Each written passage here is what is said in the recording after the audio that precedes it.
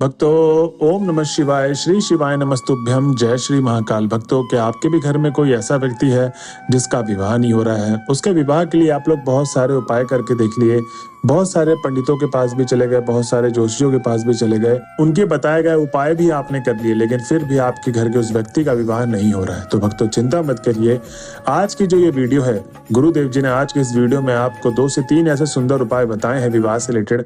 अगर आप अपने बच्चे के लिए इस जीवन काल में उसके लिए अगर आप करते हैं तो आपकी जो भी मनोकामना है विवाह से रिलेटेड, सारी की सारी मनोकामना अवश्य पूर्ण होगी। जी हाँ भक्तों, जैसे कि आप सबको पता है कि पंडित प्रदीप मिश्रा जी जो हमारे गुरुदेव जी हैं, उनकी जो कथा होती है उसमें बहुत सारे लोग पत्र लिखते हैं, अपनी मनोकामना पूछते हैं पत्र के द्वारा और बोलते हैं कि हे गुरुदेव, आप हमको बहुत सारे उपाय बताते हैं और हम उपाय को करते भी हैं और हमारी जो मनोकामना है वो पूर्ण भी होती है। तो कृपया करके गुरुदेव जी आप ऐसा उपाय भी बताइए जिसको करने पर से हमारे घर के उस व्यक्ति का विवाह हो जाए, या मेरे बेटी या बेटी का विवाह नहीं हो रहा है उसका विवाह हो जाए। हम लोग बहुत ज़्यादा चिंतित रहते हैं, उसकी एज बहुत ज़्यादा हो गई है, 30 से 35 साल की एज हो गई है और बस हमें यही चिंता बनी रहती है कि अभी तक तो कोई रिश्ता आता नहीं है और उसकी शादी होगी कब। उसके बाद भक्तों, गुरुदेव जी ने सारे पत्रों को पढ़ा, परेशानियों को पढ़ा। उसके बाद गुरुदेव जी कहते हैं कि आज के इस कथा में मैं आपको 2 से 3 उपाय बताऊंगा जिसको अगर आप करते हैं तो आपके जीवन काल में ये विवाह से रिलेटेड जो समस्या है वो सारी जड़ से समाप्त होगी और भगवान भोले बाबा आपकी मनोकामना अवश्य पूर्ण करेंगे। उसके बाद भक्तों, जितने भी भक्त थे उस कथा में वो जाते हैं गुरुदेव जी की कथा से उपाय सुन के और वो घर पे उपाय करते हैं। और भक्तों, आपको विश्वास नहीं होगा, ठीक 1 महीने बाद वो गुरुदेव जी की कथा में वो वापस से आते हैं और कहते हैं कि हे गुरुदेव, आपका कोटि कोटि धन्यवाद। आपने जो हमें उपाय बताया था पिछली कथा में, हमने उस उपाय को घर पे जाके किया, हमारे बच्चे ने उस उपाय को घर पे जाके किया और हमारी जो मनोकामना थी, हमारे जो बच्चे के विवाह नहीं हो रहा था, शादी नहीं हो रही थी, चिंता बनी रहती थी, उसकी शादी अगले लगन तक हो गई। जी हाँ गुरुदेव, आपका कोटि कोटि धन्यवाद हमको उपाय बताने के लिए। अब भक्तों, आप सोच रहे होंगे गुरुदेव जी ने आखिर उनको ऐसा कौन सा उपाय बताया जिसको करने मात्र से उन सारे भक्तों की मनोकामना पूर्ण हुई। तो चिंता मत करिए, जैसे कि मैंने आपको स्टार्टिंग में बताया था कि आज की जो वीडियो है विवाह से रिलेटेड उपाय होने वाले हैं, तो आज के इस पूरे वीडियो को आप ध्यान से सुनिएगा। और जो भी भक्त आज हमारे चैनल में पहली बार आए हैं और मेरी आवाज पहली बार सुन रहे हैं तो चैनल कर ले सब्सक्राइब और बेल नोटिफिकेशन को ऑन कर लें, जिससे पंडित प्रदीप मिश्रा जी की आपको आने वाली अपकमिंग वीडियोस मिलती रहे। तो भक्तों, चलिए चलते हैं उपाय की तरफ और जानते हैं गुरुदेव जी ने आज के इस वीडियो में कौन कौन से उपाय बताए हैं। तो जो पहला वाला उपाय है उसमें गुरुदेव जी कहते हैं कि किसी भी सोमवार के अष्टमी वाले दिन करना है। तो जो आपको ये उपाय करना है पहला वाला, वो सोमवार के अष्टमी वाले दिन करना है। इस चीज का आपको विशेष ध्यान देना है, ठीक। अब भक्तों, गुरुदेव जी कहते हैं कि इसमें आपको उपाय में क्या क्या चाहिए, 3 सामग्रियां। अब 3 सामग्री में जो पहली सामग्री आपको चाहिए, 1 बेल पत्र की डंडी। अब भक्तों, आपको इस चीज का ध्यान देना है कि जो 1 बेल पत्र की डंडी लेंगे वो ज्यादा बड़ी डंडी ना ले, छोटी डंडी ले ले, उससे काम हो जाएगा। और उसके बाद आपको मात्र और मात्र 1 काली मिर्च। जी हाँ भक्तों, गुरुदेव जी कहते हैं कि 1 काली मिर्च चाहिए और उसके बाद आपको चाहिए 1 तांबे के लोटे में जल। अब जो आप तांबे के लोटे में जल भरेंगे वो आपको जल घर से भर के लेके जाना है। इस चीज का आपको विशेष ध्यान देना है, आपको मंदिर परिसर से जल नहीं भरना है, ठीक। अब भक्तों, गुरुदेव जी कहते हैं कि जब आपने तीनों सामग्री ले ली और सोमवार के अष्टमी के दिन जब इस उपाय करने के लिए जाएंगे तो गुरुदेव जी इस बात को भी जोर देते हुए कहते हैं कि इस उपाय को उनकी माता कर सकती है और अगर वो बच्चा खुद उपाय करना चाहता है जिसका विवाह नहीं हो रहा है तो वो उपाय को भी कर सकता है। लेकिन गुरुदेव जी ने जो पहला उपाय बताया है उन लोगों के लिए बताया है जिनके बच्चे बाहर नौकरी चाकरी करते हैं और उनके माँ बाप को बस यही चिंता बनी रहती है कि मेरा बच्चे की एज बहुत ज्यादा होगी, इसकी शादी कब होगी, या रिश्ता नहीं अच्छा आ रहा है, या जिस घर में आप चाहते हैं रिश्ता हो मेरी बेटी का, ठीक। तो गुरुदेव जी ने ये सारी चीजें बताई आपको। अब भक्तों, जब आप सोमवार के अष्टमी के दिन ये तीनों सामग्री लेके महादेव के मंदिर पहुंचेंगे तो गुरुदेव जी कहते हैं कि आपको 7 से 10 मिनट भगवान भोले बाबा की आराधना करनी है। क्या करना है? 7 से 10 मिनट भगवान भोले बाबा की आराधना करनी है। आराधना करने के पश्चात ही आपको उपाय को शुरू करना है। इस चीज का आपको विशेष ध्यान देना, ठीक। बिना आराधना किए आपको उपाय को शुरू नहीं करना है। अब भक्तों, गुरुदेव जी बताते हैं कि आपको सबसे पहले तो उत्तर दिशा की तरफ मुख करके शिवलिंग के सामने बैठ जाना है। तो जो आप पूरा का पूरा उपाय करेंगे वो आपको उत्तर दिशा की तरफ मुख करके करना है, ठीक।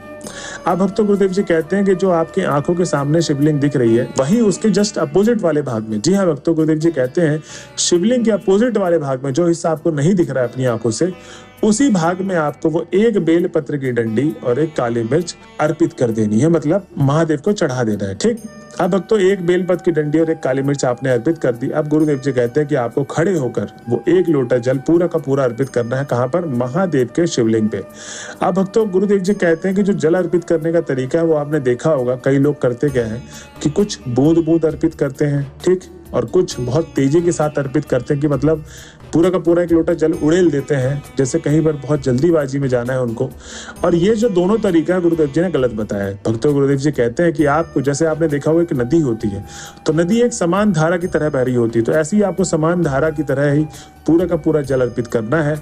और जब आप जल अर्पित करेंगे शुरू से लेके अंत तक, जब तक जल खत्म नहीं हो जाता है तब तक आपको श्री शिवाय नमस्तुभ्यम का जाप करना है। किसका? श्री शिवाय नमस्तुभ्यम का निरंतर आपको जाप करना है। अब भक्तों गुरुदेव जी कहते हैं कि जब आप पूरा का पूरा जल समर्पित कर देंगे महादेव के शिवलिंग पे, तो अब आपको अपने बच्चे का नाम और गोत्र बोलना है। और अगर जैसे कि मैंने शुरुआत में कहा था कि इस उपाय को करने के लिए वो बच्चा खुद स्वयं आया है, तो उसको अपना नाम और गोत्र बोलना है।